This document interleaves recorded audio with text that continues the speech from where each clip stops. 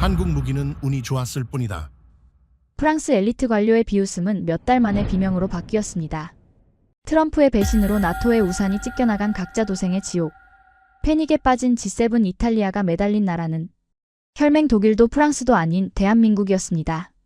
프랑스와 독일의 낡은 카르텔이 기약 없는 서류 뭉치만 뒤적일 때 한국은 당장 그들의 숨통을 트여줄 완벽한 생존 시스템을 들이밀며 유럽의 판을 통째로 뒤엎어버렸기 때문이죠.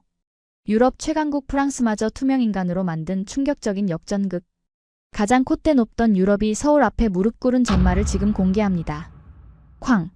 쾅! 정숙하세요. 당장 회의를 재개합니다.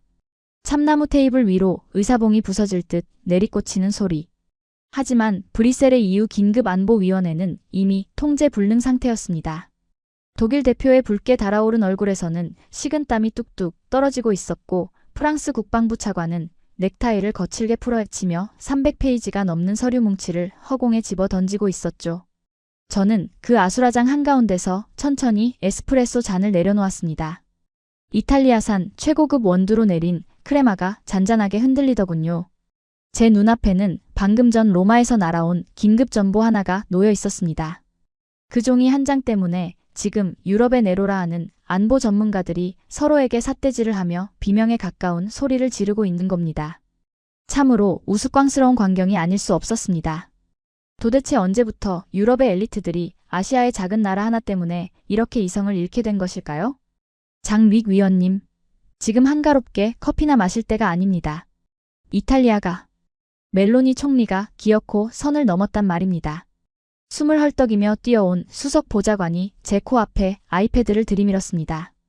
화면 속에는 19년 만에 서울 땅을 밟은 이탈리아의 조르자 멜로니 총리가 한국의 이재명 대통령과 환하게 웃으며 악수를 나누는 사진이 대문짝만하게 박혀 있었습니다.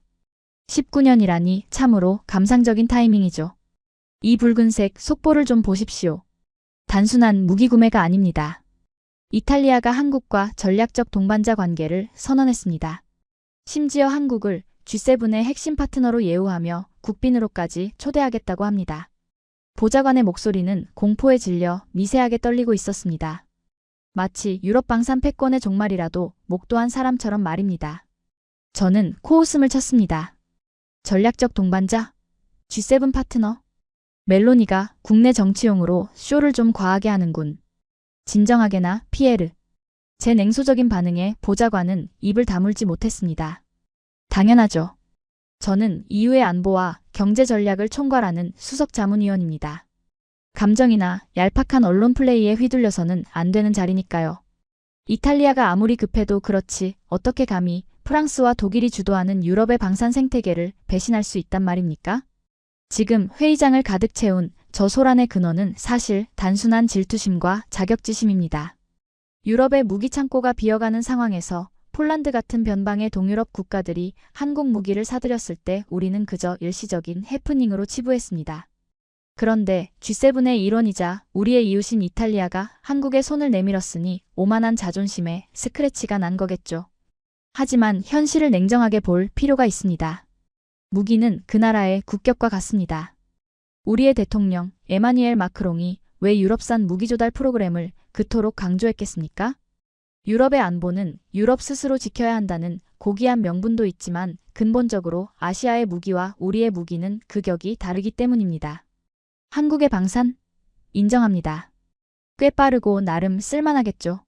하지만 그건 어디까지나 공장에서 찍어내는 대량 생산품에 불과합니다. 장인의 손길로 깎아 만든 프랑스의 라팔 전투기나 독일의 레오파르트 전차와 감히 비교할 수나 있겠습니까? 한국 무기가 잘 팔린다는 건 그저 제3세계 국가들이나 돈 없는 동유럽 국가들이 급한 불을 끄기 위해 값싼 대체재를 찾은 아주 우연하고도 운이 좋은 세일즈 결과일 뿐이란 말입니다. 위원님, 하지만 지금 기사들을 보십시오. 이탈리아가 한국의 K방산 공급망에 완전히 편입될 거라는 전망까지 나오고 있습니다. 이러다간 유럽 표준이 시끄러워. 제가 탁자를 가볍게 두드리자 소란스럽던 회의장 주변의 시선이 일제히 저를 향했습니다. 저는 구겨진 실크 넥타이를 반듯하게 고쳐매며 일어섰습니다. 다들 이탈리아의 저런 치기 어린 행동에 왜들 벌벌 떠는 겁니까? G7 파트너? 웃기지도 않는 소리입니다. 한국은 영원히 우리의 훌륭한 부품 공장이자 하청 기지일 뿐입니다. 이탈리아가 계약서에 도장 좀 찍었다고 해서 수백 년간 이어진 대서양의 안보 질서가 무너질 것 같습니까? 제 확신에 찬 목소리에 흔들리던 동료들의 눈빛이 조금씩 안정을 찾아가는 듯 했습니다. 그래요. 우리는 우아하고 고결한 유럽연합입니다. 저 머나먼 아시아의 작은 나라 하나가 무기 몇 대를 잘 만든다고 해서 세계의 질서가 바뀌는 일 따위는 절대 없을 테니까요. 적어도 제 손목시계가 9시 정각을 알리며 워싱턴에서 날아온 긴급 보안 브리핑 알람이 울리기 전까지는 저는 그 헛된 믿음을 굳게 붙잡고 있었습니다. 삐. 제 왼쪽 손목에 감겨있던 스마트워치가 신경질적인 진동을 뱉어내기 시작했습니다. 정확히 오전 9시 정각. 미 국무부와 펜타곤이 전 세계 주요 동맹국 안보 라인에 동시에 발송하는 최상위 등급 보안 브리핑이 도착한 것이죠. 평소라면 저는 이 알람을 대수롭지 않게 여겼을 겁니다. 중동의 소소한 테러 징후나 러시아의 판에 박힌 핵 위협 같은 매일 아침 크로아상을 먹으며 가볍게 넘겨짚을 수준의 보고서들이 대부분이었으니까요. 하지만 스크린에 뜬 붉은색의 데프콘2 경고 아이콘을 보는 순간 제 손끝이 미세하게 굳어버렸습니다. 냉전시대 이후 단 한 번도 본 적 없는 비상경계 태세 발령. 저는 황급히 아이패드의 생체인식 잠금을 풀고 워싱턴에서 날아온 1급 기밀문서를 열었습니다. 그리고 첫 번째 페이지의 헤드라인을 읽어내린 순간 저는 제 눈을 의심할 수밖에 없었습니다. 미국 대통령 도널드 트럼프 그린란드 영토 병합 공식 요구. 거절 시 EU 전역에 국방안보 관세 25% 즉각 부과 및 나토 방위 조약 무기한 유예. 맙소사. 트럼프가 미쳤군. 저도 모르게 탄식이 새어나왔습니다. 이것은 단순한 외교적 마찰이 아니었습니다. 선전포고나 다름없었죠. 인도 대륙과 맞먹는 거대한 얼음의 땅, 전 세계 희토류의 보고이자 북극해 항로의 전략적 심장인 그린란드를 통째로 넘기라는 노골적인 약탈 시도였습니다. 만약 우리가 이 요구를 거부한다면 유럽의 모든 수출품의 25%라는 살인적인 관세 폭탄을 터뜨리겠다는 겁니다.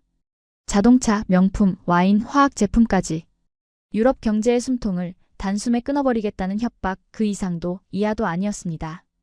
더욱 끔찍한 것은 그 다음 문장이었습니다. 나토 방위 조약 무기한 유예. 이는 지난 70년 동안 우리 유럽의 머리 위를 지켜주던 거대한 해구산이 순식간에 찢겨나갔음을 의미했습니다. 자유와 민주주의의 가치 동맹이라며 샴페인 잔을 부딪히던 미국의 가면이 벗겨지고 자국의 이익만을 위해 동맹국의 영토와 주권을 짓밟는 탐욕스러운 깡패의 민낯이 드러난 순간이었죠. 제 독백이 끝나기도 전에 회의장은 그야말로 붕괴되었습니다. 이게 말이 됩니까? 미국이 동맹국을 침공하겠다는 거나 다름없지 않습니까? 스페인 대표가 얼굴을 감싸 쥐며 절규했습니다. 관세 25%라니요? 당장 내일부터 폭스바겐과 르노 공장 라인을 멈춰야 한단 말입니다. 차라리 그린란드를 줘버립시다. 독일 경제부 장관의 목소리는 이미 이성을 잃고 쇳소리를 내고 있더군요. 불과 10분 전까지 한국과 손잡은 이탈리아를 비난하며 열을 올리던 고귀한 유럽의 엘리트들은 이제 미국이라는 거대한 공포 앞에 발가벗겨진 채 서로에게 책임을 떠넘기기 바빴습니다. 그들의 눈동자 속에는 순수한 공포가 일렁이고 있었습니다. 그 공포의 실체를 저는 너무나 잘 알고 있었습니다. 지난 수십 년간 우리 유럽은 미군이라는 거대한 방패 뒤에 숨어 평화를 노래했습니다. 안보 무임승차를 즐기며 국방비를 삭감하고 그 돈으로 무상의료와 주 35시간 노동 같은 달콤한 복지 정책을 늘리는 데만 몰두했었죠. 그 결과가 무엇입니까?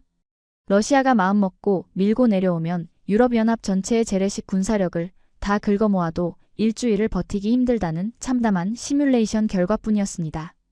텅 빈 무기창고, 녹슨 전차, 부품이 없어 날지 못하는 전투기. 이것이 유러피안 드림을 외치던 우리의 진짜 현실이었습니다. 그리고 이 지점에서 저는 비로소 아까 보았던 그 붉은색 속보, 이탈리아의 배신을 다시 떠올릴 수밖에 없었습니다. 지중해와 북아프리카의 관문을 지키는 이탈리아는 유럽의 어떤 나라보다 안보 위협에 민감할 수밖에 없는 위치에 있습니다. 동쪽에서는 러시아의 미사일이 날아오고 서쪽에서는 미국의 경제보복이 목을 조여오는 이 숨막히는 삼중고 속에서 그들은 살 길을 찾아야만 했던 겁니다. 저는 마른 세수를 하며 깊은 숨을 몰아쉬었습니다. 머릿속에서 퍼즐이 맞춰지기 시작하더군요. 멜로니 총리가 왜 프랑스와 독일의 만류에도 불구하고 그토록 다급하게 19시간을 날아 서울로 향했는지 말입니다. 그들은 미국이 떠난 빈자리, 그 거대한 안보의 공백을 채워줄 구원자로 한국을 선택한 것이 분명했습니다. 유럽의 자체 무기조달 프로그램이든 나토의 의리든 당장 내일 터질지 모르는 전쟁 앞에서는 휴지 조각에 불과했으니까요. 하지만 제 머리가 그 상황을 이해했다고 해서 제 자존심까지 그것을 용납한 것은 아니었습니다. 아니, 오히려 분노가 치밀어 올랐습니다. 아무리 발등에 불이 떨어졌다고 한들 어떻게 수백 년의 역사를 가진 유럽 제국이 아시아의 신생방산국에게 무릎을 꿇을 수 있단 말입니까?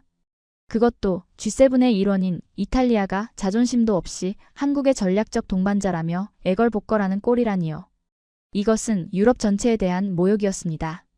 한국의 그 투박한 쇳덩어리들이 과연 러시아의 극초음속 미사일을 막아낼 수 있을까요?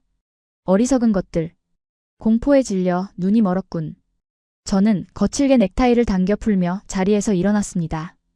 혼란에 빠져 울부짖는 회의장을 차가운 눈으로 한번 훑어본 뒤 제 비서를 호출했죠. 피에르.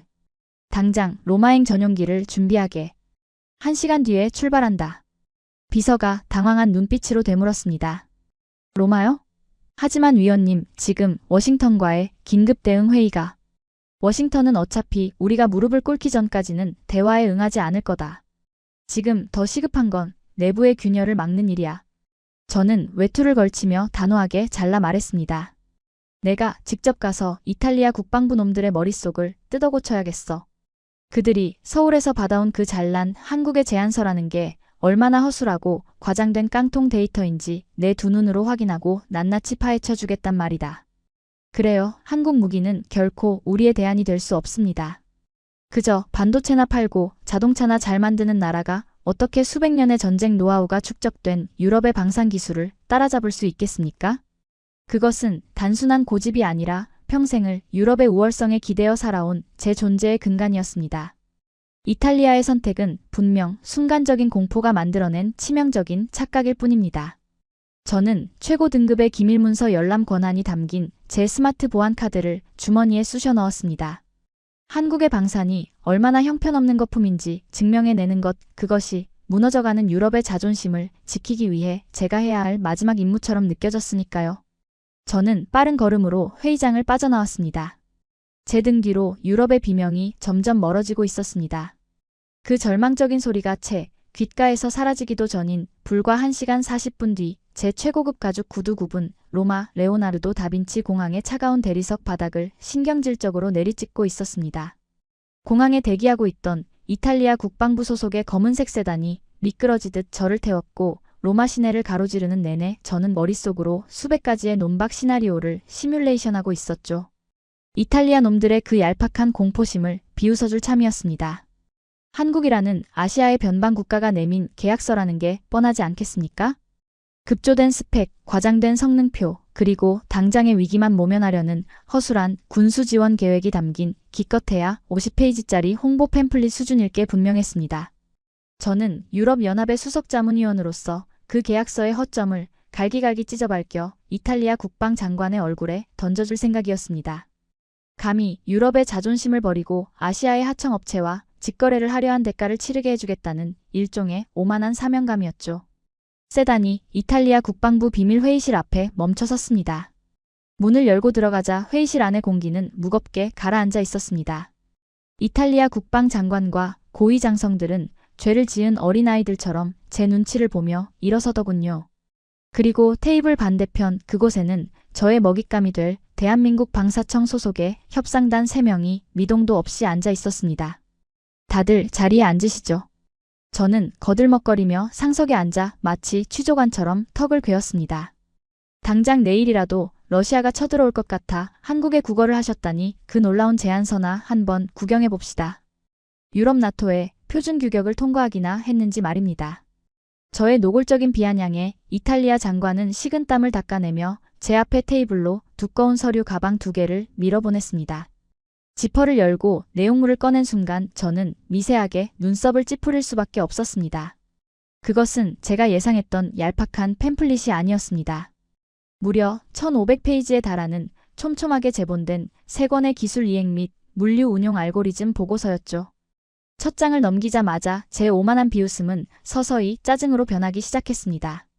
문서 안에는 한국의 K2 전차와 KF-21 전투기가 이탈리아의 기존 나토 통신망과 어떻게 1밀리초의 지연도 없이 통합되는지 그 데이터 링크의 보안 프로토콜이 빼곡한 수식과 함께 증명되어 있었습니다. 허술함? 단 1g의 오차도 허용하지 않는 기이할 정도로 완벽하고 차가운 엔지니어링의 정수가 그곳에 있었습니다. 이게 다 뭡니까? 이 숫자들이 진짜 가능하다고 생각하는 거요? 저는 흥분한 목소리로 서류를 탕탕 내리쳤습니다. 하지만 제 앞에 한국인 단장은 놀라울 정도로 차분했습니다. 그는 잘 재단된 남색 슈트를 입고 있었는데 제 거친 행동에도 눈 하나 깜짝하지 않더군요. 마치 펄펄 끓는 용광로에 얼음물을 들이붓는 듯한 그 기이할 정도의 냉정함이 오히려 저를 더 초조하게 만들었습니다. 장윅 위원님. 한국 대표는 감정이 완전히 배제된 건조한 목소리로 입을 열었습니다. 제2권 345페이지를 보십시오. K2 전차의 현지 생산 시나리오와 부품 공급망의 다변화 플랜입니다. 저희는 이미 동유럽의 완벽한 부품 벨트를 구축했습니다. 그의 말에 홀린 듯 페이지를 넘기던 저는 동유럽 부품 공급 벨트라는 대목에서 시선을 멈췄습니다. 슬로바키아와 헝가리. 보고서의 생산기지 목록에는 이 두 나라의 이름이 가장 큰 비중으로 적혀 있었습니다. 그 순간 제 뇌리에는 유럽 경제부에서 보았던 불편한 진실 하나가 번개처럼 스쳐 지나갔습니다. 최근 유럽 경제가 경기 침체와 에너지 부족으로 붕괴의 길을 걷고 있을 때 역설적으로 동유럽의 슬로바키아는 인구 대비 자동차 생산 세계 1위를 기록하며 국가부도 위기에서 완벽하게 벗어났습니다. 헝가리 역시 마찬가지였죠. 그들은 어떻게 그 지옥에서 살아남았을까요? 독일과 프랑스가 잘난 척하며 복지 타령을 하고 있을 때 이들은 일찌감치 한국의 현대 기아차와 K배터리 기업들의 전초 기지가 되기를 자처했습니다. 우리가 20년 동안 유러피안 드림이라는 환상에 빠져 미국과 중국 사이에서 길을 잃고 헤맬 때 한국은 동유럽의 피와 땀을 자신들의 효율적인 생산 시스템에 편입시켜버렸던 겁니다. 그 거대한 자동차와 배터리 공급망이 이제는 궤도를 전환해 유럽의 전차와 미사일을 찍어내는 거대한 방산 공장으로 변모하고 있었던 것이죠. 이 도표에 따르면 독일의 부품을 쓰지 않고도 유지 보수가 가능하다는 말이요? 저는 목소리의 떨림을 감추려 애쓰며 물었습니다. 독일의 산업 인프라를 거치지 않는다는 건 유럽의 패권을 무시하는 행위였으니까요. 한국 대표는 여전히 표정 변화 없이 고개를 끄덕였습니다. 그렇습니다.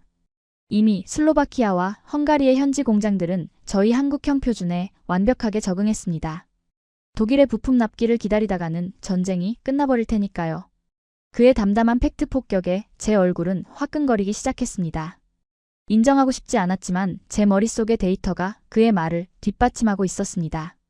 현재 유럽 최대 경제대국이라는 독일의 1인당 평균 소득은 미국 50개 주 중에서도 가장 가난하다는 미시시피 주보다도 낮아져 버린 비참한 상태였으니까요.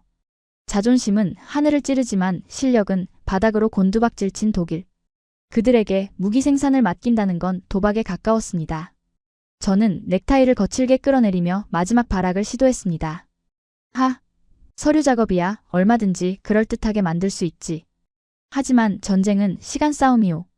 독일 레오파르트도 못 맞추는 이 방대한 물량을 지구 반대편의 당신들이 무슨 수로 제 시간에 실어 나른다는 거요? 물류비만 해도 천문학적일 텐데. 제 날카로운 지적에 이탈리아 장관들이 웅성거렸습니다. 그래, 바로 이겁니다. 물리적 거리. 이것만큼은 그 어떤 완벽한 서류로도 극복할 수 없는 아시아의 치명적인 한계였죠. 하지만 한국 대표는 제 말이 끝나기도 전에 테이블 위에 리모컨을 들어 벽면에 대형 스크린을 켰습니다. 화면에는 지중해와 아드리아해를 오가는 수십 개의 선박 위치 추적 데이터, 그리고 폴란드 그단스크 항구의 하역 장면이 실시간으로 송출되고 있었습니다. 위원님, 물류에 대한 걱정은 이미 3년 전에 끝난 논의입니다. 저희는 무기를 주문받고 만드는 게 아니라 주문을 예상하고 미리 동유럽 물류 허브에 깔아놓습니다. 이탈리아가 서명만 한다면 당장 내일 새벽 밀라노 북부 기갑사단에 K2 전차 1개 대대 분량이 배치될 겁니다. 그 차가운 기계 같은 목소리가 회의실을 울렸을 때 저는 더 이상 아무 말도 할 수 없었습니다. 제가 예상했던 허술한 아시아의 장사꾼들은 그곳에 없었습니다. 그들은 이미 동유럽의 경제를 삼키고 유럽연합에 썩어빠진 행정망보다 더 빠르고 정확하게 대륙의 혈관을 장악한 무서운 괴물들이었습니다. 흥분해서 소리를 지르던 저의 오만함이 저들에 기이할 정도로 차분하고 완벽한 시스템 앞에서 서서히 그리고 아주 불쾌하게 균열을 일으키기 시작했습니다. 침이 꿀꺽 넘어가는 소리조차 천둥처럼 들릴 정도로 회의실은 정막에 휩싸여 있었습니다. 폴란드 그단스크 항구에서 실시간으로 하역되고 있는 K2 전차들의 영상, 그리고 한치의 오차도 없이 유럽 대륙의 혈관을 파고드는 한국의 물류 알고리즘. 그 압도적인 증거 앞에서 이탈리아 장성들의 눈동자는 경외감으로 흔들리고 있었죠. 하지만 저는 아직 무너질 수 없었습니다. 아니, 무너져서는 안 되었습니다. 물류 속도가 빠르다는 것 하나만으로 유럽 방산의 수백 년 긍지를 짓밟게 놔둘 수는 없었으니까요. 하하. 대단하군요. 인정합니다. 물류 시스템 하나는 참으로 기민하게 잘 짜놓았소. 저는 애써 비틀린 웃음을 흘리며 박수를 2번 쳤습니다. 떨리는 손을 감추기 위해 깍지를 꽉 낀 채 몸을 앞으로 바짝 당겨 앉았죠. 하지만 말입니다. 무기는 가전제품이나 택배 물건이 아닙니다. 속도가 빠르다고 해서 무조건 좋은 게 아니란 말입니다. 제 목소리가 회의실의 무거운 공기를 찢고 울려 퍼졌습니다. 저는 방어기제처럼 평생을 달달 외워온 유럽 무기의 위대함을 쏟아내기 시작했습니다. 당신들의 그 K2 전차나 KF-21 전투기가 아무리 빨리 도착해 본들 장인의 숨결이 들어간 프랑스 다쏘의 라팔 전투기나 독일 크라우스 마파이 베그만의 레오파르트 전차의 성능을 감히 따라올 수 있을 것 같소? 우리 유럽의 무기는 제2차 세계대전의 화염 속에서 검증된 역사 그 자체입니다. 티타늄 합금 하나를 가공하는 데만 수개월이 걸리는 그야말로 예술작품이자 명품이란 말입니다. 10년이 걸려도 그 무기를 기다리는 이유가 바로 그 비교 불가능한 품질에 있소. 그런데 동유럽의 하청 공장에서 찍어낸 검증도 안 된 당신들의 깡통 무기를 이탈리아의 국방안보 최전선에 세우겠다고? 미친 짓이오. 저의 격정적인 연설에 몇몇 이탈리아 장군들이 고개를 주걱거리는 것이 보였습니다. 그래요, 품질. 방산의 본질은 결국 성능과 품질입니다. 이 논리만큼은 그 어떤 아시아의 데이터로도 뚫을 수 없는 유럽만의 난공불락의 성벽이었죠.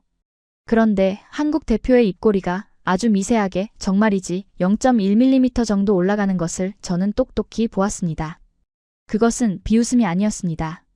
무지한 자를 향한 차가운 연민에 가까운 표정이었죠. 위원님, 무기가 예술작품이라는 말씀 매우 낭만적이군요. 한국 대표가 태블릿 PC를 조작하자 벽면의 스크린이 세분화되며 새로운 데이터들이 쏟아져 나오기 시작했습니다. 하지만 전쟁터에서는 10년 뒤에 도착할 예술작품보다 당장 내일 아침 적의 전차를 박살낼 수 있는 무기가 더 가치 있습니다. 그리고 위원님께서 그토록 자부하시는 유럽 명품 무기의 품질과 납기에 대해 저희가 분석한 아주 흥미로운 팩트가 하나 있습니다. 화면 왼쪽에는 독일 국방부의 극비 내부 감사 보고서 스캔본이, 오른쪽에는 프랑스 국방청의 라팔 생산 지연 사유서가 붉은색 마커로 하이라이트되어 떠올랐습니다. 제 눈동자가 튀어나올 듯 커졌습니다. 저건 EU 안보위원회인 저조차도 열람 권한이 제한된 최고 등급의 기밀 문서들이었으니까요. 첫 번째 팩트입니다.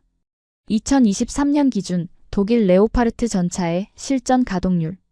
한국 대표의 목소리는 법정에서 살인범의 죄목을 읊는 검사처럼 건조했습니다. 서류상으로는 300대 이상이 배치되어 있어야 하지만 부품 수급 불능과 만성적인 고장으로 실제 기동 가능한 전차는 30% 미만입니다. 심지어 나토 연합훈련에서는 기관총 부품이 없어 검은색 빗자루를 총구 대신 꽂고 훈련했다는 사실 위원님도 알고 계시지 않습니까? 그건 일시적인 부품 공급망의 오류일 뿐이요. 제가 더듬거리며 반박했지만 목소리에 힘이 들어가지 않았습니다. 두 번째 팩트. 납품 속도입니다. 폴란드가 독일의 레오파르트 EA7V 전차 50대를 주문했을 때 독일이 제시한 초기 인도 시점은 계약 후 무려 5년 뒤였습니다. 심지어 가격은 대당 200억 원을 넘겼죠. 프랑스 라팔 역시 마찬가지입니다. 현재 밀린 수주 물량만 200대가 넘어가는데 프랑스의 연간 생산 능력은 고작 11대에 불과합니다. 지금 주문하면 2035년에나 비행기를 받을 수 있다는 뜻입니다. 스크린 중앙에 거대한 붉은색 글씨로 2035년이라는 숫자가 박혔습니다. 그 숫자는 마치 유럽의 나태함과 무능함을 고발하는 사형 선고문처럼 보였습니다. 반면 대한민국의 기록을 보시죠. 화면이 바뀌며 폴란드의 광활한 평원 위를 질주하는 수십 대의 K2 흑표 전차 편대 위성사진이 나타났습니다. 폴란드와의 1차 계약 체결 후 K2 전차 10대가 현지에 도착하기까지 걸린 시간은 정확히 102일이었습니다. 5년과 102일. 이것이 위원님께서 말씀하신 명품과 대량 생산품의 차이입니까? 만약 내일 러시아 기갑부대가 우크라이나 국경을 넘어 이탈리아로 진격해 온다면 이탈리아 군인들은 10년 뒤에 도착할 독일 전차의 브로슈어를 들고 적과 싸워야 합니까? 회의실 안은 찬물을 끼얹은 듯 조용해졌습니다. 이탈리아 국방장관의 미간이 무섭게 일그러지며 저를 노려보더군요. 저는 입술을 깨물었습니다. 납기 지연. 그것은 유럽 방산업계의 공공연한 아킬레스건이었습니다. 부품 하나를 만드는데도 환경규제, 노조파업, 다국적 기업 간의 이권 다툼이 얽혀 있었으니까요. 한국은 그 썩어빠진 환부를 정확히 후벼파고 있었습니다. 하지만 저는 포기할 수 없었습니다. 데이터의 맹점을 찾아야 했습니다. 숫자 장난은 그만두시오. 빨리 만드는 건 중요하지 않아. 성능. 내가 말하는 건 실전 성능이오. 독일 레오파르트는 중동의 사막과 혹한의 날씨에서도 견뎌낸 괴물이오. 당신들의 K2가 진흙탕이 가득한 동유럽의 라스푸티차를 극복할 수 있을 거라 장담하시오. 제 반격에 한국 대표는 다시 한번 미세하게 고개를 끄덕였습니다. 그는 기다렸다는 듯 태블릿을 조작했죠. 정확한 지적이십니다. 그래서 준비했습니다. 지난달 노르웨이 레나 기지에서 실시된 혹한기 주력 전차 성능 평가 시뮬레이션 및 실기동 테스트 결과입니다. 독일 레오파르트 EA7과 대한민국 K2 흑표의 1대1 비교 데이터죠. 스크린에는 눈보라가 휘몰아치는 영하 30도의 노르웨이 설원, 그리고 그 위를 달리는 두 거대한 쇳덩어리의 열화상 타겟 라곤 화면이 떴습니다. 결과부터 말씀드리면 K2 전차의 압승이었습니다. 레오파르트는 혹한의 진흙탕 지형에서 서스펜션이 얼어붙어 기동 불능 상태에 빠진 횟수가 3회. 반면 K2 전차는 한국형 유기압 현수 장치를 통해 차체를 상하좌우로 자유롭게 조절하며 진흙탕을 완벽하게 주파했습니다. 가동률 98%. 심지어 목표물 명중률 테스트에서는 K2 전차가 이동 중 사격에서도 100%의 명중률을 기록하며 레오파르트를 압도했습니다. 조작이야. 저건 말도 안 돼. 독일의 기술력이 그럴 리가 없어. 저는 저도 모르게 자리에서 벌떡 일어났습니다. 식은땀이 등줄기를 타고 흘러내렸습니다. 한국 대표는 눈 하나 깜짝하지 않고 화면을 넘겼습니다. 이번에는 복잡한 재무제표와 유지 보수 비용 차트가 나타났습니다. 성능뿐만이 아닙니다. 위원님, 유럽의 무기는 살 때보다 유지하는 게 더 고통스럽다는 걸 잘 알고 계실 겁니다. 독일 무기는 부품 하나 교체하는데 6개월이 걸리고 비용은 부르는 게 값이죠. 하지만 한국의 제안은 다릅니다. 화면에 나타난 숫자는 그야말로 파괴적이었습니다. K2 전차의 대당 가격은 레오파르트의 절반 수준이었고 유지 보수 비용은 3분의 1에 불과했습니다. 게다가 부품 호환성 데이터는 더욱 충격적이었죠. 저희는 이탈리아가 기존에 보유한 나토 표준 탄약 및 통신 장비와 100% 호환되도록 시스템 아키텍처를 개방했습니다. 이탈리아는 새로운 무기를 도입하기 위해 기존의 인프라를 뜯어고칠 필요가 없습니다. 그저 K2 전차의 시동을 걸고 이탈리아의 포탄을 장전하면 그만입니다. 또한 계약 금액의 50% 이상을 이탈리아 현지 생산 및 기술 이전으로 돌려드릴 겁니다. 이탈리아는 단순히 무기를 사는 소비국이 아니라 남유럽 방산의 새로운 허브로 다시 태어날 것입니다. 현지 생산? 기술 이전이라고? 이탈리아 국방장관이 넋이 나간 표정으로 중얼거렸습니다. 그의 눈동자에는 더 이상 러시아에 대한 공포 대신 거대한 탐욕과 희망이 타오르고 있었죠. 그것은 저 장위기라는 유럽의 감시자를 향한 명백한 배신이었습니다. 하지만 이탈리아 장관은 제 시선 따위는 아랑곳하지 않고 한국 대표의 손을 덥석 잡았습니다. 이게 모두 사실이라면 우리는 당장 이번 주 내로 MOU를 체결하고 싶소. 자금 조달은 세이프 프로그램을 기다릴 필요 없이 우리 국방 예산을 직접 투입하겠소. 장관, 미쳤소? 마크롱 대통령이 유럽 영내 조달 원칙을 천명했건을 감히 독단적으로. 닥치시오, 장윅 위원. 이탈리아 장관이 처음으로 제게 고함을 질렀습니다. 우리의 목숨이 걸린 문제예요. 미국은 우리를 버렸고 프랑스와 독일은 10년 뒤에나 나타날 유령 같은 무기만 들이밀고 있소. 당신의 그 잘난 유럽의 자존심이 우리 국민을 지켜줄 수 있소? 저 완벽한 데이터를 보고도 그런 헛소리가 나오냔 말이오. 그의 일갈에 저는 말문이 막혔습니다. 회의실의 모든 시선이 저를 향했습니다. 그 눈빛들은 더 이상 유럽의 최고위 관료를 향한 존경이 아니었습니다. 무능한 기득권 썩어빠진 과거의 유물을 바라보는 경멸과 조롱이었죠. 저는 덜덜 떨리는 손으로 테이블을 짚었습니다. 다리에 힘이 풀려 그대로 주저앉을 것만 같았습니다. 머릿속이 하얗게 비워졌습니다. 한국은 감정적으로 호소하지도 유럽의 무기를 헐뜯지도 않았습니다. 그들은 그저 압도적인 숫자와 반박 불가능한 논리 그리고 피도 눈물도 없는 완벽한 데이터로 유럽의 수백 년 긍지를 짓밟아 버린 것입니다. 우리는 무기를 만드는 게 아닙니다. 침묵을 깨고 들려온 한국 대표의 마지막 말은 마치 제 심장에 박히는 비수 같았습니다. 저희 대한민국은 지난 70년 동안 단 하루도 전쟁의 위협에서 벗어난 적이 없습니다. 머리 위로는 세계 최대의 포병 세력이 총구를 겨누고 있고 바다 건너로는 군사 대국들이 호시탐탐 우리의 목을 노리고 있었죠. 우리는 살아남기 위해 극도로 효율적이고 잔인할 정도로 빠르며 어떤 가혹한 환경에서도 작동하는 시스템을 만들어야 했습니다. 한국 대표의 눈빛이 처음으로 번뜩였습니다. 그것은 장사꾼의 눈빛이 아니었습니다. 생존을 위해 모든 것을 갈아 넣은 지독한 야수의 눈빛이었죠. 한국의 방사는 예술이 아닙니다. 그것은 생존의 결과물입니다. 나태한 평화 속에서 명품 타령이나 하던 유럽의 공장들과 언제 터질지 모르는 시한폭탄을 안고 살아온 대한민국의 공장이 어떻게 같은 속도, 같은 품질을 낼 수 있겠습니까? 위원님, 인정하십시오. 당신들이 틀렸고 저희가 맞았습니다. 그리고 지금 이탈리아는 살기 위해 올바른 선택을 한 것입니다. 저는 눈을 감았습니다. 한국 대표의 그 차가운 선언이 회의실 벽에 부딪혀 메아리쳤습니다. 제 눈앞에는 텅 비어버린 프랑스의 무기창고와 한국의 시스템에 편입되어 생존을 구걸하는 늙고 병든 유럽의 미래가 선명하게 그려지고 있었습니다. 처음으로 저는 뼛속 깊은 곳에서부터 스멀스멀 기어 올라오는 공포를 느꼈습니다. 한국 따위가 뭘 알겠냐며 콧방귀를 뀌던 제 오만함은 온데간데 없이 사라지고 이제는 거대한 파도처럼 밀려오는 아시아의 붉은 용 앞에 숨조차 제대로 쉴 수 없었습니다. 이것은 패배였습니다. 완벽하고도 참담한 패배. 스마트폰의 화면이 밝아지며 파리에서 걸려온 국방부 장관의 긴급 통화 알람이 울렸지만 저는 차마 전화를 받을 수 없었습니다. 무슨 말을 해야 할까요? 우리가 영원한 하청기지라고 비웃었던 그 나라가 이제는 우리의 목줄을 쥐고 흔들게 되었다고 보고해야 할까요? 회의실 창밖으로 로마의 붉은 석양이 지고 있었습니다.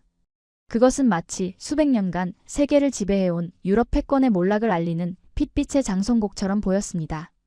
그리고 그 몰락의 끝에서 저 아시아의 작은 거인이 조용히 그러나 완벽하게 새로운 질서의 왕좌에 오르고 있었습니다.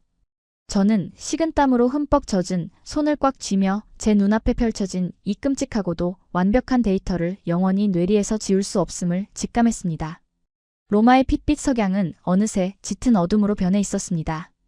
회의실의 불이 하나둘 꺼지고 환호성에 들뜬 이탈리아 측 인사들과 차분하게 서류를 챙긴 한국 대표단이 제 시야에서 사라졌습니다. 거대한 정적 속에 홀로 남겨진 저는 바닥에 떨어진 제 최고급 몽블랑 만년필을 주울 힘조차 없었죠. 그저 멍하니 깜빡이는 스마트폰 화면만 바라보고 있었습니다. 아까부터 끈질기게 울리던 파리 국방부의 발신 번호였습니다. 하지만 전화를 받기 전 저는 이 악몽 같은 패배의 원인을 명확히 알아야만 했습니다. 단순히 한국이 물건을 빨리 만들고 가격이 싸서? 아니요, 방산의 세계는 그렇게 단순한 경제 논리로만 돌아가지 않습니다. 미국이라는 거대한 배후의 허락 없이는 나토 회원국이 핵심 무기 체계를 바꿀 수 없기 때문입니다. 그때였습니다.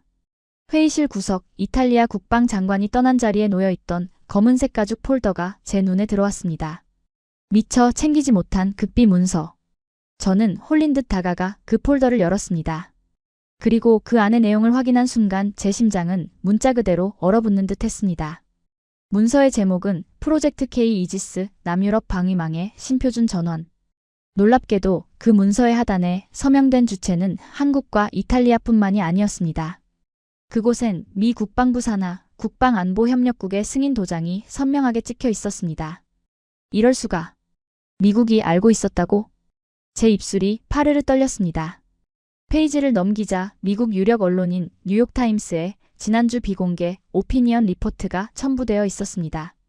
리포트의 결론은 단 한 줄로 요약되어 있었죠. 앞으로 유럽의 지상군은 한국의 K2 전차가 지배할 것이다. 그것은 단순한 언론의 전망이 아니었습니다. 트럼프 행정부의 속내를 대변하는 일종의 선언문이었습니다. 미국이 유럽의 방위 분담금에 불만을 품고 나토의 우산을 걷어버리겠다고 협박한 것은 사실입니다. 하지만 그들은 유럽을 통째로 러시아에 넘길 생각은 없었습니다. 대신 말 안 듣고 나태한 서유럽의 군사 패권을 잘라내고 철저히 통제 가능하며 압도적인 생산력을 가진 한국형 시스템을 유럽의 새로운 하청 관리자로 심어버린 것입니다. 이것이 한국이 숨기고 있던 가장 깊은 심연의 실체였습니다. 그들은 단순히 무기 장사를 한 것이 아닙니다. 유럽의 지정학적 붕괴와 미국의 변심을 수년 전부터 완벽하게 예측하고 워싱턴의 로비스트들을 움직여 차세대 글로벌 방위 표준의 자리를 꿰찬 것이죠. 이 거대한 지정학적 체스판 위에서 프랑스와 독일은 그저 한국이라는 신흥 체스 마스터의 재물이 되었을 뿐입니다. 그 완벽하고도 거대한 음모, 아니 설계를 깨닫는 순간 오만함이 사라진 제 마음속 빈자리는 순수한 공포로 채워졌습니다. 우리가 미개하다고 비웃었던 그 아시아 국가의 치밀함이 소름 끼치도록 무서웠습니다. 저는 다급히 스마트폰을 집어들고 파리 국방부로 콜백을 걸었습니다. 이 진실을 알려야 했습니다. 우리가 한국의 스펙을 의심하며 시간 낭비를 할 때가 아니었습니다. 한국은 이미 유럽의 뿌리를 장악했습니다. 당장 마크롱 대통령에게 이탈리아의 배신을 용인하고 한국 시스템에 편입되어야 한다고 보고해야만 했죠. 자존심이 문제가 아니었습니다. 이건 생존의 문제였으니까요. 여보세요? 피에르 장관. 접니다. 장윅입니다. 지금 당장. 장윅 위원. 수화기 너머로 들려온 프랑스 국방부 장관의 목소리는 한겨울의 생강처럼 차갑고 건조했습니다. 이탈리아 측의 서명, 방금 정보부를 통해 확인했네. 한국의 K2와 KF-21 도입을 기정사실로 했다지? 네, 장관님. 하지만 그게 중요한 게 아닙니다. 제가 방금 이탈리아의 비밀 문서를 확인했는데 미국이 한국의 뒤를 봐주고 있습니다. 이건 우리를 고립시키려는. 그만. 장관의 단호한 한마디에 제 숨이 턱 막혔습니다. 미국의 개입은 이미 엘리제궁도 짐작하고 있던 바네. 자네가 지금 나에게 보고해야 할 것은 그딴 뒷북 정보가 아니라 유럽 영내 조달 원칙을 왜 방어하지 못했냐는 변명이어야 해. 그게 무슨 말씀이십니까? 저는 최선을 다해 이탈리아를 설득했습니다. 하지만 한국의 데이터가 너무나 압도적. 시끄럽네. 장관이 버럭 소리를 질렀습니다.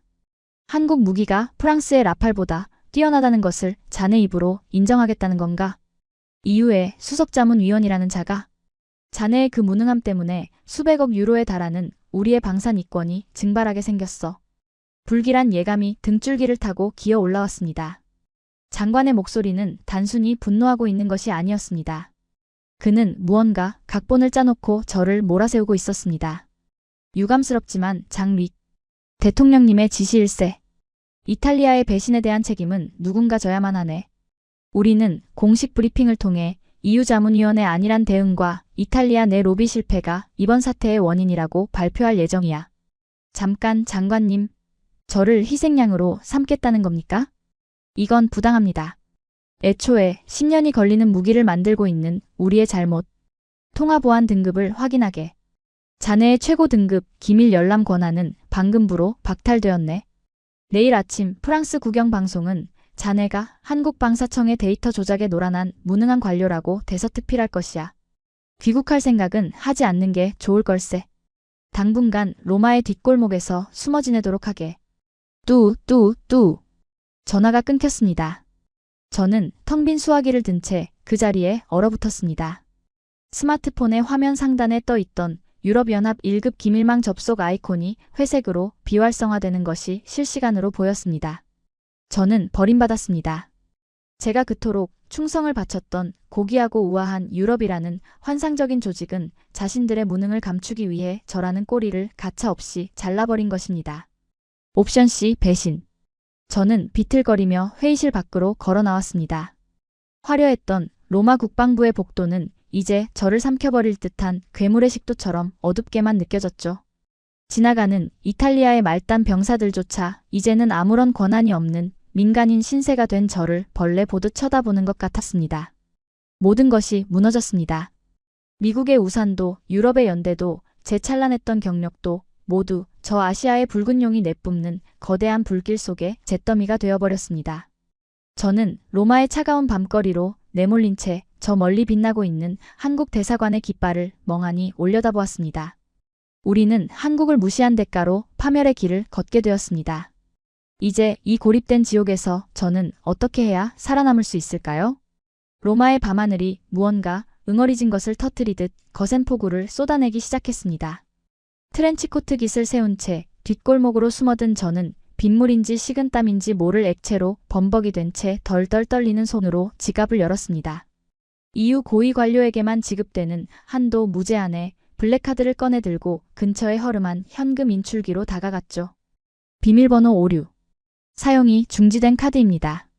붉은색 에러 메시지가 인출기 화면에 뜨는 순간 제 마지막 이성의 끈마저 끊어지고 말았습니다. 프랑스 정보부의 솜씨가 분명했습니다. 그들은 제가 입을 열거나 망명을 시도할까봐 제 모든 금융 자산과 신분을 동결시켜버린 겁니다. 방금 전까지 유럽의 안보를 쥐락펴락하던 최고위 관료가 단 1시간 만에 여권조차 없는 국제 미아로 전락해버린 이 기막힌 현실. 그때 길 건너편에 주차된 검은색 세단에서 낯익은 체격의 사내 2명이 내리는 것이 보였습니다. 귀에 무전기를 꽂고 주위를 두리번거리는 그들의 눈빛은 테러리스트를 수색하는 요원들의 그것이었습니다. 저를 체포해 무능과 부패의 아이콘으로 매달기 위한 조국의 사냥개들이 벌써 로마에 도착한 것입니다. 저는 본능적으로 쓰레기통 뒤로 몸을 숨기며 입을 틀어막았습니다. 유럽의 자존심이라 불리던 제가 쥐새끼처럼 비를 맞으며 뒷골목 쓰레기통 옆에서 숨을 죽이고 있다니요. 이것이 바로 우리가 그토록 비웃었던 힘을 잃어버린 자의 비참한 민낯이었습니다. 하지만 이대로 잡혀서 꼬리 자르기의 희생양이 될 수는 없었습니다. 저는 살아야 했습니다. 그리고 제 결백을, 아니 최소한 이 참담한 패배가 저의 무능 때문이 아니라 저항 불가능한 한국의 실체 때문이었음을 증명할 단 하나의 카드가 필요했습니다. 제 머릿속에 떠오른 유일한 탈출구는 역설적이게도 저를 이 지경으로 몰아넣은 원흉 바로 대한민국 방사청 대표단이었습니다. 그들이 머물고 있는 로마 외곽의 보안 호텔로 잠입하여 그들이 미국과 결탁했다는 증거 혹은 이탈리아 장관을 매수한 뇌물장부 같은 치명적인 약점을 찾아내 협상 카드로 써야만 했습니다. 그것이 제가 아는 유일한 유럽식 정치공학이었으니까요. 저는 로마의 복잡한 지하수로와 과거 나토 비밀회동 때 파악해 두었던 호텔의 비상도면을 떠올리며 빗속을 뚫고 달리기 시작했습니다. 호텔 뒷문의 서비스 통로를 통해 한국 대표단이 묵고 있는 6층으로 진입하는 데 성공했을 때 시간은 이미 새벽 3시를 넘어가고 있었습니다. 숨을 헐떡이며 복도에 섰을 때 저는 속으로 냉소를 흘렸죠. 아마도 그들은 이탈리아라는 거대한 사냥감을 낚은 축배를 들고 있을 겁니다. 값비싼 샴페인을 터뜨리며 무능한 유럽을 비웃고 미국의 비호를 등에 업은 채 승리감에 도취되어 골아떨어졌을 게 뻔했습니다. 그것이 제가 평생 보아왔던 대형 계약을 성사시킨 방산 로비스트들의 당연한 루틴이었으니까요. 그러나 604호 임시상황실의 문틈으로 새어나오는 불빛을 훔쳐본 순간 저는 제 예상이 얼마나 천박한 편견이었는지를 뼈저리게 깨달아야만 했습니다. 방 안에는 샴페인도 웃음소리도 없었습니다. 대신 매캐한 인스턴트 커피 냄새와 수백 장의 파쇄된 문서 더미 그리고 마치 전쟁터의 야전 병원 같은 처절한 광경이 펼쳐져 있었습니다. 아니, 이 각도는 안 됩니다. 아펜니노 산맥의 토양 샘플을 다시 분석해보세요. 이탈리아 북부의 진흙은 폴란드의 토양보다 수분 함량이 15% 더 높습니다. K2 전차의 궤도 접지 압력을 지금 이대로 놔두면 경사로에서 0.2% 미끄러질 확률이 발생합니다. 넥타이를 머리에 동여맨 한국인 수석 엔지니어가 눈에 핏발이 선 채로 화이트보드를 두드리며 소리치고 있었습니다. 0.2%. 그 미세한 확률을 두고 그들은 새벽 3시에 핏대를 세우며 싸우고 있었던 겁니다. 팀장님, 하지만 이미 이탈리아 국방부의 승인이 끝난 스펙입니다. 여기서 궤도 설계를 바꾸면 우리 쪽 이윤 마진이 문제가 아니잖아. 팀장이 버럭 고함을 질렀습니다. 전차 안에 타고 있는 건 살아있는 사람입니다. 우리의 파트너가 될 이탈리아의 청년들이라고요. 만에 하나 그 0.2% 때문에 전투 중에 전차가 미끄러져서 병사들이 다치면 그건 우리가 살인하는 거나 마찬가지입니다. 당장 서울에 연락해서 현수장치 알고리즘 새로 짜라고 해. 오늘 밤샘에서라도 완벽하게 맞춰. 저는 숨을 멈췄습니다. 심장이 거칠게 요동치더군요. 문틈으로 보이는 한국 대표단의 몰골은 말이 아니었습니다. 낮에 저를 압도했던 그 냉철한 협상가의 모습은 온데간데 없었고 소매를 걷어붙인 셔츠에는 땀과 커피 얼룩이 묻어 있었습니다. 한 젊은 연구원은 피로를 이기지 못해 코피를 흘리면서도 코를 휴지로 막은 채 노트북 모니터를 뚫어져라 쳐다보고 있었죠. 테이블 위에는 먹다 남은 컵라면 용기들이 어지럽게 널려 있었습니다. 수십조 원의 계약을 따낸 승자들의 모습이라기엔 너무나 처절하고 고단한 풍경이었습니다. 하지만 그들의 눈빛만큼은 기이할 정도로 맹렬하게 타오르고 있었습니다. 그것은 탐욕이 아니었습니다. 자신들이 만든 무기에 목숨을 맡길 낯선 나라의 군인들을 향한 지독하고도 순수한 책임감이었습니다. 제 머리를 강하게 내리치는 충격과 함께 과거의 한 장면이 스쳐 지나갔습니다. 불과 2년 전 독일의 한방산 기업이 사우디아라비아에 전차를 납품했을 때의 일이었죠. 사막의 모래폭풍 탓에 엔진 필터 결함이 보고되었을 때 독일 기업의 임원은 와인잔을 돌리며 이렇게 말했습니다. 그건 사우디 군인들이 운전을 험하게 한 탓입니다. 부품을 새로 받고 싶으면 2년을 더 기다리라고 하세요. 그리고 그는 6주짜리 여름 휴가를 떠나버렸습니다. 그것이 유럽 방산업계의 오만한 관행이었습니다. 물건을 팔면 끝이고 사후 책임은 나 몰라라 하는 콧대 높은 귀족들의 장사. 그런데 지금 제 눈앞에 있는 이 아시아의 사람들은 달랐습니다. 그들은 이미 도장이 찍힌 계약서조차 의심하며 동맹국 병사들의 생명을 위해 자신들의 수명과 피를 깎아넣고 있었습니다. 미국과의 은밀한 뒷거래, 로비, 데이터 조작. 제가 의심했던 그 모든 추악한 권모술수가 한순간에 씻겨 내려가는 기분이었습니다. 한국이 폴란드에 102일 만에 전차를 깔아주고 미국을 설득해 새로운 표준을 만들어내고 늙은 유럽을 무릎 꿇게 한 진짜 힘의 근원. 그것은 단순히 기술력이나 가격 경쟁력이 아니었습니다. 바로 저 피와 땀 그리고 진심이었습니다. 70년 동안 휴전선을 맞대고 생존을 위해 발버둥 쳐온 나라. 단 한 번의 오작동이 국가의 멸망으로 이어질 수 있다는 그 뼛속 깊은 트라우마가 저들을 세계에서 가장 빠르고 완벽하며 헌신적인 장인들로 만들어낸 것입니다. 그에 비해 우리는 어땠습니까?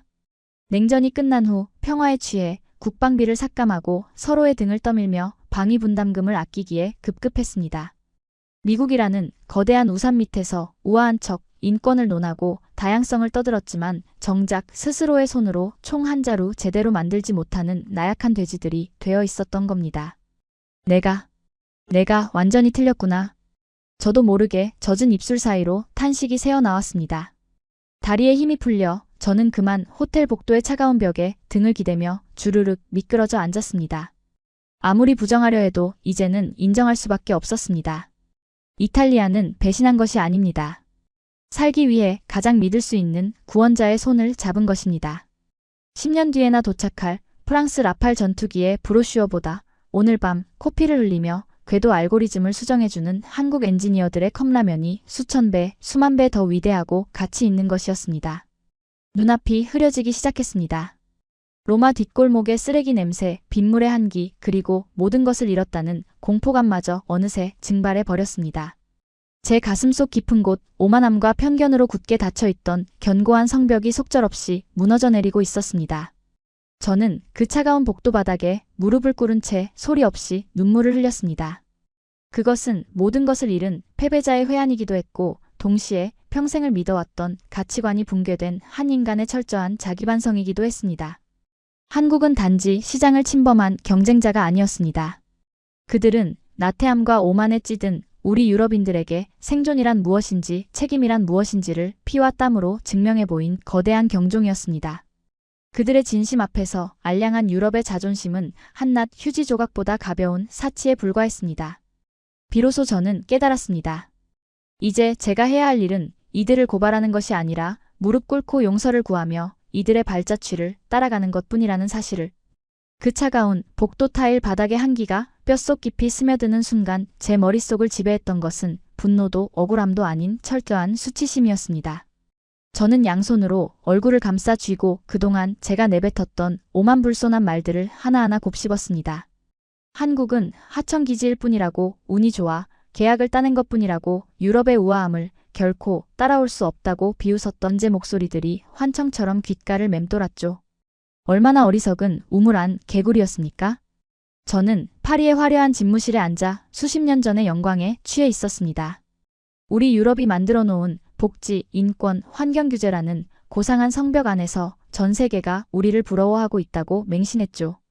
주 35시간 노동과 6주간의 여름 휴가라는 달콤한 환상에 빠져있는 동안 세계는 저만치 앞서 달리고 있었습니다. 미국과 중국의 기술 패권 전쟁 속에서 우리는 혁신의 동력을 잃었고 안보마저 외주화한 채 속 빈 강정으로 전락하고 말았던 겁니다. 그런데도 저는, 그리고 우리 유럽의 엘리트들은 그 초라한 현실을 직시하는 대신 아시아를 깎아내리며 알량한 자존심을 지키려 했습니다. 한국의 빨리빨리를 천박하다며 조롱했고 그들의 밤샘 노동을 미개하다며 손가락질했습니다. 하지만 지금 보십시오. 그 미개한 밤샘 노동의 결과물이 국가부도 위기에 처한 동유럽을 살려내고 러시아의 미사일 앞에 벌거벗겨진 이탈리아의 목숨을 구하고 있습니다. 저 닫힌 문 너머 새벽 3시에도 0.2%의 오차를 잡기 위해 코피를 흘리며 싸우는 한국의 엔지니어들. 그들이야말로 진짜 전사들이었습니다. 무기를 만드는 자의 진심이 무엇인지, 생존을 위한 투쟁이 얼마나 숭고한 것인지를 저는 이제야 뼈저리게 인정할 수밖에 없었습니다. 후드득. 복도 끝 창문으로 거센 빗방울이 부딪히는 소리가 들려왔습니다. 동시에 1층 로비 쪽에서 구둣발 소리가 요란하게 울려 퍼지기 시작했죠. 프랑스 정보부 요원들이 마침내 이 호텔까지 냄새를 맡고 들이닥친 것이 분명했습니다. 그들은 곧 이 6층까지 올라와 저를 바닥에 내동댕이 치고 수갑을 채울 겁니다. 그리고 내일 아침 유럽연합의 공식 발표문에는 부패하고 무능한 장 릭 위원이 한국의 로비스트에게 매수되어 이탈리아를 팔아넘겼다라는 가짜뉴스가 대서특필되겠죠. 평생을 조국과 유럽의 방산 패권을 위해 바쳤던 저의 인생은 그렇게 가장 추악한 배신자의 낙인이 찍힌 채 영원한 감옥으로 사라지게 될 운명이었습니다. 두려움이 밀려왔습니다. 하지만 그보다 더 큰 감정은 환멸이었습니다. 자신의 무능을 감추기 위해 충실했던 부하를 미끼로 던지는 마크롱 정부, 그리고 그런 썩어빠진 시스템을 지키려 애썼던 저 자신의 과거에 대한 지독한 구역질이었죠. 저는 비틀거리며 벽을 짚고 일어섰습니다. 도망칠 곳은 없었습니다. 이대로 잡혀서 희생양이 될 것인가, 아니면 마지막 남은 자존심마저 버리고 저 문을 두드릴 것인가. 그 짧은 찰나 604호 상황실의 문이 벌컥 열렸습니다. 아니, 계산식에 변수를 그렇게 넣으면. 버럭 소리를 지르며 복도로 튀어나온 이는 아까 전 핏대를 세우며 화이트보드를 두드리던 한국 측 수석 엔지니어였습니다. 그는 담배를 피우러 나온 듯 입에 물리지 않은 담배 한 개피를 손에 들고 있었습니다.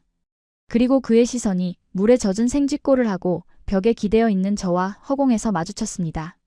정막이 흘렀습니다. 저는 침을 꿀꺽 삼켰습니다. 낮에 회의실에서 보았던 제 거만했던 모습을 그도 분명 기억하고 있을 터였습니다. 그가 당장 호텔 보안 요원을 부르거나 저를 조롱하며 비웃어도 할 말이 없는 상황이었습니다. 하지만 한국인 엔지니어의 눈동자에는 놀라움도 적대감도 없었습니다. 그는 제 젖은 트렌치코트와 사색이 된 얼굴, 그리고 아래층에서 들려오는 요란한 무전 소리를 번갈아 보더니 상황을 단숨에 파악한 듯 조용히 담배를 주머니에 집어넣었습니다. 위원님, 복도가 많이 춥군요. 그는 건조한 목소리로 그렇게 말하며 열려있던 604호의 문을 조금 더 활짝 열었습니다. 그리고 마치 오래된 친구를 집 안으로 초대하듯 턱짓으로 방 안을 가리켰습니다. 커피가 다 식긴 했지만 젖은 몸을 말리기엔 나쁘지 않을 겁니다. 들어오시죠. 그건 단순히 방으로 들어오라는 제안이 아니었습니다. 프랑스 요원들의 추격으로부터 저를 숨겨주겠다는, 그리고 모든 것을 잃어버린 패배자에게 내미는 묵묵한 구원의 손길이었습니다. 저는 멍하니 그를 바라보았습니다. 어째서? 저는 당신들을 모욕했고 당신들의 기술을 도둑 취급했으며 당신들의 계약을 파기하려 했던 적대자였습니다. 그런데 왜? 하지만 그 의문을 입 밖으로 내뱉을 시간조차 없었습니다. 계단 쪽에서 다급한 프랑스어와 함께 요원들의 발소리가 점점 가까워지고 있었으니까요. 저는 결국 고개를 푹 숙인 채 그가 열어준 문턱을 넘어 상황실 안으로 발을 들였습니다. 문이 굳게 닫히고 잠금 장치가 철컥 돌아가는 소리가 들렸습니다. 상황실 안의 다른 한국 연구원들은 저의 등장에 일순간 행동을 멈췄지만 수석 엔지니어의 눈짓 한 번에 아무 일도 없었다는 듯 다시 모니터로 시선을 돌렸습니다. 그들의 그 기이할 정도의 배려심에 저는 다시 한번 목이 메어왔습니다. 엔지니어는 저를 구석의 소파로 안내한 뒤 김이 모락모락 나는 종이컵 하나를 내밀었습니다. 흔해 빠진 인스턴트 믹스 커피였습니다. 하지만 한 모금을 마시는 순간 그 달콤하고 씁쓸한 온기가 제 얼어붙은 영혼 깊은 곳까지 파고드는 것 같았습니다. 정보부의 움직임은 저희도 30분 전에 파악했습니다. 엔지니어가 맞은편 의자에 앉으며 담담하게 입을 열었습니다. 프랑스 마크롱 대통령실이 위원님의 모든 권한을 정지시키고 긴급 체포영장을 발부했더군요. 예상은 했지만 자국 엘리트를 버리는 속도가 참으로 비정합니다. 저는 커피잔을 든 채 고개를 떨구었습니다. 비웃으셔도 좋습니다. 제 꼴이 참으로 우습지 않습니까? 낮에는 그렇게 잘난 척을 하더니 밤에는 적진에 기어들어와 목숨을 구걸하고 있으니 말입니다. 비웃다니요? 그가 낮게 대꾸했습니다. 저희는 비즈니스를 하러 온 것이지 전쟁을 하러 온 게 아닙니다. 그리고 무엇보다 위원님은 지금 적이 아니지 않습니까? 그의 말에 저는 천천히 고개를 들었습니다. 그의 눈빛은 깊고 고요했습니다. 위원님, 저희가 이탈리아의 계약을 따내긴 했지만 아직 넘어야 할 산이 많습니다. 당장 내일 열릴 EU 국방위원회에서 프랑스와 독일은 모든 정치적 수단을 동원해 이 계약의 나토 호환성 승인을 거부하려 들 겁니다. 그들의 카르텔은 저희가 생각했던 것보다 훨씬 더 견고하고 폐쇄적이니까요. 그의 말을 듣는 순간 제 머릿속에서 거대한 스파크가 튀었습니다. 맞습니다. 이탈리아가 아무리 원한다 해도 EU 집행부의 최종 승인 없이는 한국의 무기가 유럽의 국경을 넘어올 수 없습니다. 그리고 그 승인 절차를 무한정 지연시키고 서류를 조작하여 한국 무기를 배척하는 보이지 않는 방패를 설계한 장본인이 바로 저였습니다. 저는 숨을 깊게 들이마셨습니다. 제 손에 들린 커피잔의 온기가 저에게 새로운 생명을 불어넣는 것 같았습니다. 절망의 끝바닥을 치고 올라온 저에게 이제 남은 감정은 단 하나, 살아남겠다는 생존의 의지, 그리고 저를 버린 그 썩어빠진 조국을 향한 지독한 복수심이었습니다. 당신들의 방식이 맞았습니다. 저는 자리에서 일어나 아직 젖어있는 트렌치코트를 벗어 던졌습니다. 그리고 한국인 엔지니어, 아니 이제는 저의 동맹이 된 그의 눈을 똑바로 쳐다보았습니다. 저는 유럽 방산 카르텔의 심장부에서 20년을 일했습니다. 프랑스 국방부가 어떤 문서에 약점이 있는지, 독일의 로비스트들이 EU 위원회에 어느 부서를 매수했는지, 그들이 쳐놓은 그 견고한 거미줄의 모든 급소를 알고 있는 사람은 유럽 전체를 통틀어 저 장 윅 하나뿐입니다. 엔지니어의 눈썹이 미세하게 꿈틀거렸습니다. 저를 이용하십시오. 당신들의 그 완벽한 데이터와 저의 내부 정보가 합쳐진다면 내일 열릴 EU 국방위원회의 방해 공작 따위는 단 10분 만에 박살낼 수 있습니다. 저는 목소리에 힘을 주었습니다. 이것은 항복선언이자 동시에 저의 새로운 각성을 알리는 선전포고였습니다. 유럽은 변해야 합니다. 그 낡은 성벽을 무너뜨리기 위해서라면 제 손으로 직접 그 성문을 열겠습니다. 우리 유럽인들의 목숨을 지키기 위해 전하태한 귀족들을 몰아내고 당신들의 한국형 표준을 유럽의 새로운 헌법으로 만들겠단 말입니다. 그러니 제발 저와 손을 잡아주십시오. 제 눈동자에는 더 이상 오만한 프랑스 관료의 거드름이 없었습니다. 오직 절박함, 그리고 한국의 진심에 감화되어 새롭게 태어난 한 인간의 결의만이 타오르고 있었습니다. 엔지니어는 가만히 저를 응시했습니다. 방 안의 다른 연구원들도 숨을 죽인 채 우리의 대화를 지켜보고 있었죠. 길고 무거운 침묵 끝에 엔지니어의 입가에 옅은 미소가 번졌습니다. 그것은 승리자의 비웃음이 아닌 험난한 전장에서 믿을 수 있는 든든한 전우를 맞이하는 진한 환영의 미소였습니다. 환영합니다, 위원님. 그가 손을 내밀었습니다. 마침 저희가 방금 독일 크라우스 마파이 베그만의 비밀 로비 자금 경로를 추적하던 참이었는데 위원님의 통찰력이 꼭 필요했습니다. 자, 이쪽으로 오시죠. 밤이 깁니다. 저는 그의 거칠고 따뜻한 손을 꽉 잡았습니다. 그것은 제 인생에서 가장 굴욕적인 항복인 동시에 가장 영광스러운 구원의 순간이었습니다. 등 뒤에 굳게 닫힌 문 너머로 프랑스 요원들이 미친 듯이 복도를 뛰어다니는 소리가 들려왔지만 저는 더 이상 두렵지 않았습니다. 이제 반격의 시간이 도래한 것입니다. 수백 년간 이어져 온 유럽의 낡은 질서를 완벽하게 무너뜨릴 압도적이고도 통쾌한 아시아의 붉은 해가 지금 로마의 밤하늘 너머로 서서히 떠오르고 있었습니다. 정확히 6시간 뒤 이탈리아 총리 관저 지하에 마련된 EU 긴급 화상회의실. 브뤼셀 본부에 대형 스크린을 통해 연결된 프랑스와 독일 국방부 고위층들의 얼굴에는 승리자의 여유가 가득했습니다. 그들은 이미 언론을 통제하여 장위기라는 부패한 관료가 한국의 뇌물에 매수되어 이탈리아의 안보를 팔아넘기려 했다는 소설을 완성해둔 상태였죠. 화면 속 저를 토사구팽했던 프랑스의 피에르 장관이 거만한 표정으로 금태 안경을 고쳤으며 의사봉을 들었습니다. 자, 이탈리아가 독단적으로 체결하려 한 한국산 K2 전차 및 KF-21 전투기 도입건에 대한 최종 의결을 진행하겠습니다. EU 조약 346조 안보 예외 조항과 마크롱 대통령이 제안한 유럽 영내 조달 원칙에 의거하여 해당 계약의 나토 통신망 접근 승인을 영구 거부합니다. 이탈리아는 즉시 독일 KMW사의 레오파르트 전차 구매 대기자 명단으로 복귀할 것을. 잠깐 그 의결 무효입니다. 제가 회의실의 무거운 참나무 문을 박차고 들어가며 차갑게 선언했습니다. 일순간 화상회의 스크린 속 유럽 관료들의 얼굴이 경악으로 굳어졌습니다. 로마 현지에 있던 이탈리아 장관조차 유령을 본 듯 입을 벌리더군요. 제 뒤로는 지난밤 저와 함께 작전을 설계했던 한국의 수석 엔지니어와 대표단이 산더미 같은 서류 가방을 들고 유유히 걸어 들어오고 있었습니다. 저는 젖은 코트를 벗어 던지고 깔끔하게 다림질된 슈트 차림으로 스크린 정중앙의 카메라를 똑바로 응시했습니다. 장위? 네 이놈. 감히 여기가 어디라고 기어들어와. 자네는 이미 모든 권한이 박탈된 도망자 신세야. 이탈리아 국방부. 당장 저 반역자를 끌어내지 못하겠소? 피에르 장관이 핏대를 세우며 고함을 질렀습니다. 어제의 그 냉철하던 목소리는 온데간데 없이 당황한 기색이 역력했습니다. 끌어내다니요. 장관님. 저는 피식 웃으며 서류 가방 하나를 테이블 위에 소리나게 내려놓았습니다. 제가 아직 말소되지 않은 최상위 권한 내부 고발자 특별보호법을 행사하기 위해 한국 대표단의 기술 고문 자격으로 이 자리에 왔는데 말입니다. 뭐라고? 기술 고문? 그렇습니다.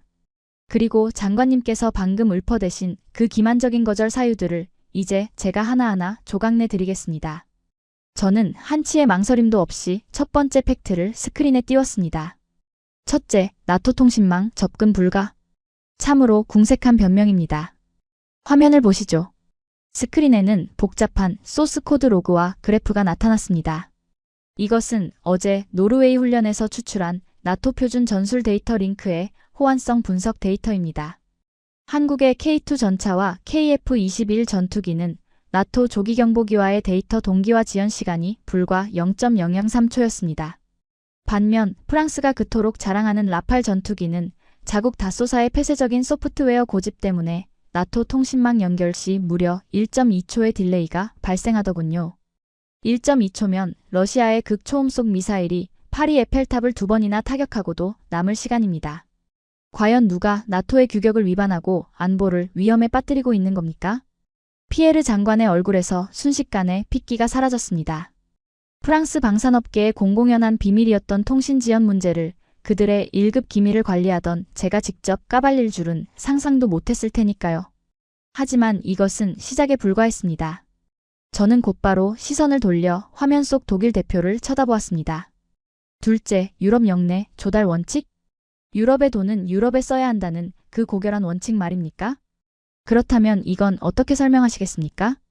이번에는 두 번째 가방에서 꺼낸 재무 추적 데이터가 스크린을 가득 채웠습니다. 붉은색의 자금 흐름선이 전 세계 지도를 가로지르고 있었죠.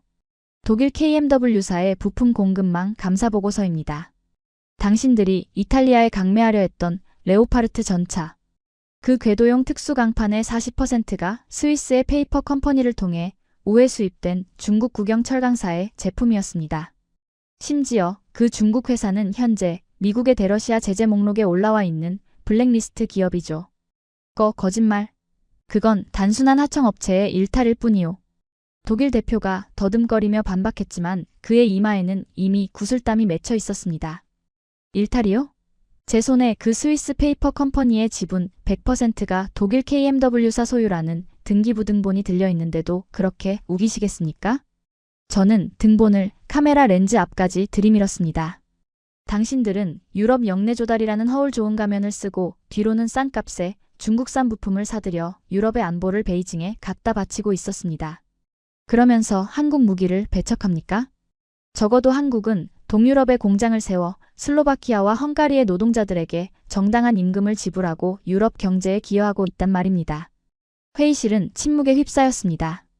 독일 대표는 입을 다물지 못한 채 허공만 응시했고 프랑스 장관은 손을 부들부들 떨고 있었습니다. 그들이 쳐놓은 위선의 방패가 내부자의 칼날에 의해 완벽하게 부서져 내리는 순간이었습니다. 하지만 저는 여기서 멈출 생각이 없었습니다. 숨통을 완전히 끊어야만 했죠. 마지막으로 당신들의 그 모든 억지를 뒷받침하던 법적 근거, EU-조약 346조를 언급하셨죠? 저는 입꼬리를 올리며 한국 엔지니어와 밤새 찾아낸 단 한 장의 법령 조항을 스크린 중앙에 띄웠습니다. 그것은 2년 전 제가 직접 초안을 작성하고 마크롱 대통령이 서명했던 EU 국방 비상사태 특별 개정안이었습니다. 장관님, 조약 5조 3항 남목을 다시 한번 읽어보시죠. 미국의 나토 방위 분담금 감축 혹은 관세 협박 등으로 유럽 대륙에 즉각적인 안보 위협이 발생할 시 유럽 내 방산 기업이 18개월 이내에 무기 공급을 확약하지 못하면 회원국은 전략적 인도-태평양 파트너국으로부터 제한 없이 무기를 직수입할 수 있다. 피에르 장관의 눈동자가 격렬하게 흔들렸습니다. 그가 그토록 맹신하던 법률의 사각지대, 바로 그가 서명했던 법안이 그의 목을 겨누고 있었습니다. 어제 트럼프가 관세 25% 협박을 날리며 조건이 성립되었고 독일은 18개월은커녕 5년 아니 10년 뒤에 납기를 제시했습니다. 따라서 이탈리아는 합법적으로 비상조달 권한을 획득했습니다. 그리고 이 조약집의 부록에 명시된 전략적 인도-태평양 파트너국은 전 세계에 오직 단 한 나라 대한민국뿐입니다. 체크메이트. 완벽한 논리적 종말이었습니다. 기술력, 도덕성, 그리고 그들이 가장 자신 있어 하던 법적 명분까지 단 15분 만에 산산조각이 났습니다. 제가 만든 올가미에 스스로 목을 매단 피에르 장관은 마치 산소가 부족한 물고기처럼 입만 뻐끔거릴 뿐 단 한마디의 반박도 하지 못했습니다. 그의 얼굴에 떠오른 허망함과 공포 그리고 무기력함. 그것은 지난 수백 년간 아시아를 하청기지 취급해온 유럽 패권주의의 비참한 최후 그 자체였습니다. 땅땅땅. 침묵을 깨고 울려 퍼진 것은 스크린 속의 의사봉 소리가 아니었습니다. 로마 현지에 있던 이탈리아 국방장관이 자신의 의사봉을 내리친 소리였습니다. 프랑스와 독일 측의 반박이 없는 것으로 간주하겠습니다. 따라서 EU-조약 346조 비상 개정안에 의거하여 이탈리아 공화국은 대한민국과의 전략적 방산 협력 및 G7 파트너십 승격을 공식 체결합니다. 그의 선언과 동시에 회의실 안에 이탈리아 장성들이 일제히 기립박수를 터뜨렸습니다. 그것은 속박에서의 해방을 알리는 환호성이었습니다. 스크린 속의 피에르 장관은 망연자실한 표정으로 멍하니 화면을 응시하다가 이내 연결을 끊고 도망치듯 사라져버렸습니다. 저는 가만히 서서 이 압도적인 승리의 현장을 바라보았습니다. 내부 고발자가 되어 조국을 등졌다는 죄책감은 단 한 톨도 느껴지지 않았습니다. 오히려 평생 느껴보지 못한 짜릿한 해방감과 숭고한 성취감이 제 혈관을 타고 흐르고 있었습니다. 저는 낡고 부패한 구시대를 부수고 새로운 생존의 길을 열어젖힌 것입니다. 제 어깨 위로 따뜻한 손이 얹혔습니다. 한국의 수석 엔지니어였습니다. 그가 저를 보며 말없이 고개를 끄덕였습니다. 그 눈빛에는 피와 땀으로 진심을 증명한 자의 묵직한 긍지가 담겨 있었습니다. 이탈리아를 넘어 동유럽을 지나 이제 서유럽의 심장부까지 꿰뚫어버린 이 거대한 흐름. 한국형 표준은 이제 단순한 아시아의 무기규격이 아닙니다.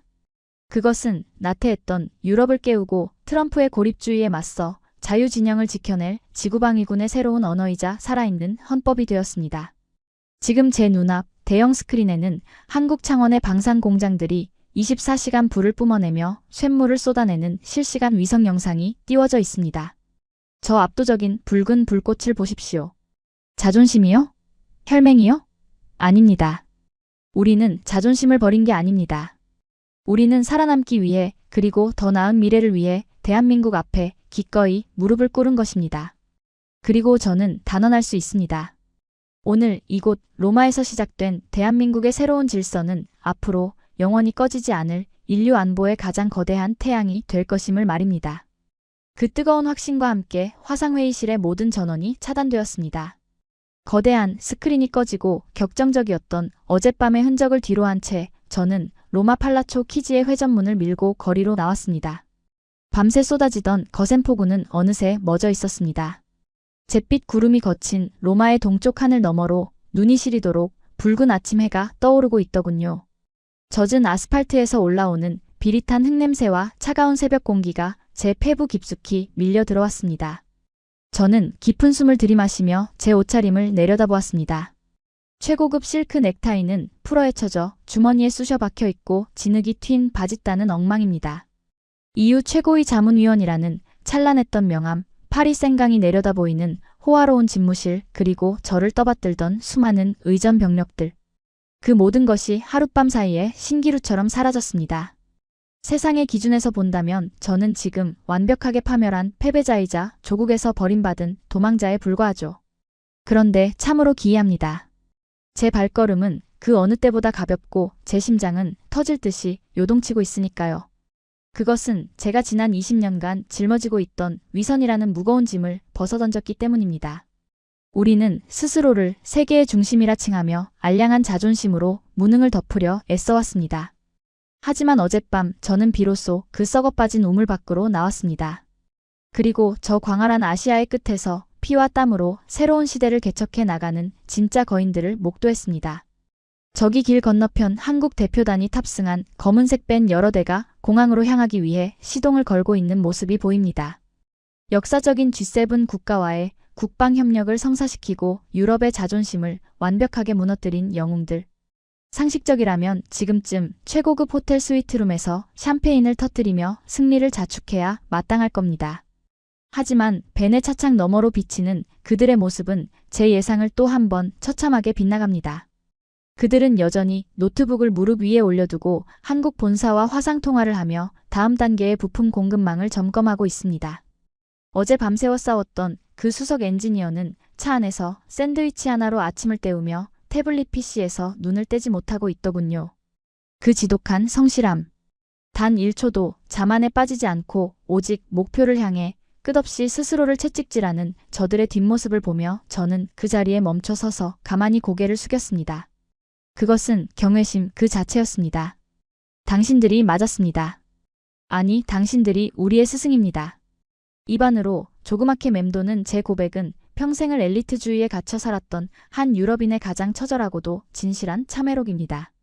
생존이라는 냉엄한 현실 앞에서 그들은 우리에게 책임감과 속도 그리고 진심이 무엇인지를 몸소 증명해 보였습니다. 낡은 규제와 복지에 취해 잠들어 있던 늙은 대륙에게 차가운 물을 끼얹어준 은인들이나 다름없습니다. 지금 제 주머니 속에는 진동이 울리고 있습니다. 액정에는 발신자 정보 없음이라는 문구가 미친 듯이 깜빡입니다.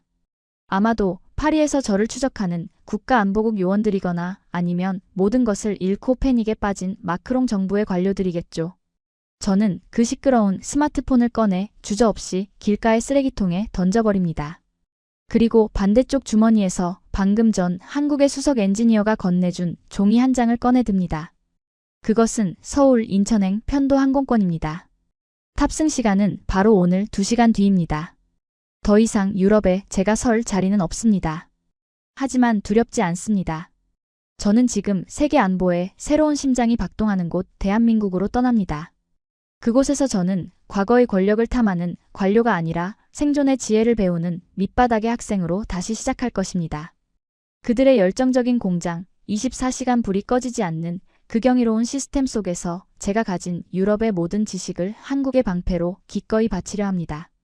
지금 저를 태우고 로마 다빈치 공항으로 향할 택시가 눈앞에 다가오고 있습니다. 택시의 차창 밖으로 여전히 찬란하게 부서지는 로마의 아침 햇살이 저를 배웅합니다. 저 멀리 동쪽 하늘 끝 대한민국을 향해 날아가는 거대한 여객기의 궤적을 바라보며 저는 마음속 깊은 곳에서부터 차오르는 벅찬 전율을 느낍니다. 오늘 이 낡은 제국의 잔해 위에서 아시아의 붉은 용은 완벽하게 승리했습니다. 그리고 그 위대한 역사적 전환점의 한가운데 제가 서 있습니다. 콧대 높은 유럽의 엘리트 관료마저 무릎 꿇게 만든 대한민국의 압도적인 진심과 능력. 가장 비참한 절망의 순간 세계는 언제나 묵묵히 실력을 증명해온 대한민국을 선택했습니다. 시청자 여러분, 오늘 이야기 어떠셨습니까? 미국과 중국이라는 거대한 고래들의 싸움 속에서 우리 대한민국은 더 이상 새우가 아닙니다. 위기에 빠진 세계를 구원하고 새로운 글로벌 스탠다드를 만들어가는 진정한 포식자로 진화하고 있습니다. 오늘도 국격을 높이기 위해 전 세계 현장에서 피땀 흘리는 모든 대한민국의 엔지니어와 영웅들에게 깊은 존경의 박수를 보냅니다. 지금까지 감동띵동이었습니다. 구독과 좋아요, 알림 설정은 더 좋은 영상을 만드는 큰 힘이 됩니다.